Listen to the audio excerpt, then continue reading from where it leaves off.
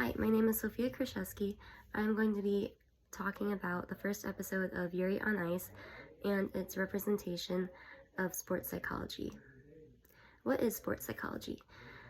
Kendra Cherry, an author for Verywell Mind, defines sports psychology as the study of how psychological factors influence sports, athletic performance, exercise, and physical activity. This episode is very accurate in the terminology of figure skating and showing the pressure success has on athletes. In the first episode of Yuri on Ice, Yuri explains how he worked very hard to make it to the Grand Prix final, sacrificing even his home to be able to train in the US for better coaching rather than staying in Japan. However, he ends up in 6th place, a large chunk of points away from 5th place at that, so he was not very close to winning, which was his goal. He says, "The pressure had me binge eating before the match and our family dog died. Mentally and physically, I was at my worst." Yuri choked under the pressure of all the effort he put into making the final, so that when the time came to perform at the final, he was unable to do so. Odding et al. Wrote, "Under pressure, actions are no longer executed automatically as attention is redirected to task execution." From the personal experience of high-pressure situations of competitions, I completely relate to this statement. I have always been told to practice my skills to strengthen my muscle memory so that I would not have to worry when I competed. But when the stress creeps in, muscle memory is not as reliable as people want you to believe. Yuri is shown in the bathroom stall weeping, apologizing to his mother for his poor performance. Later in the episode, Yuri reviews his competition season to the viewer. Since the Grand Prix final, his performances declined more. He used the words, "I just couldn't shake it." This downward spiral is directly related to confidence.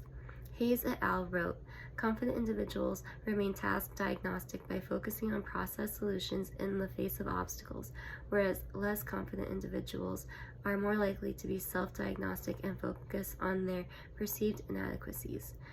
Yuri let himself be engulfed by his failure at the Grand Prix final, and that negatively affected his programs in the following competitions. He was unable to view the next competitions as separate from the final. Ford et al. Listed multiple theories for sports-related activity and its impact on an athlete's performance. One of the theories listed, I think Yuri's disappointing competition season fits in the category of, is the multi-dimensional anxiety theory. The multi-dimensional anxiety theory states that a stressed cognitive state has a negative result on performance.